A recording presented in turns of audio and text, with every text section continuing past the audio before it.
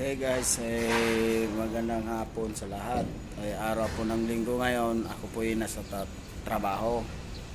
At ganito po yung buhay sa construction. Magtiis lang.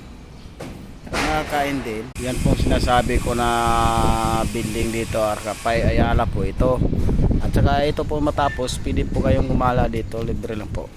Nandito na po ako sa hagdanan, paakyat na po ako sa taas. Ito yung paakyat sa taas ngayon kalodi ko. Ito yung tinatawag na scaffolding. At dito naman yung pababa ka na sa may hagdanan dyan. Saka ito po yung building dito sa Arca South na Pagalawak. Ayun po yung kasama ko, stripping po yan. Dyan po ako naka-assign. At ako'y pack.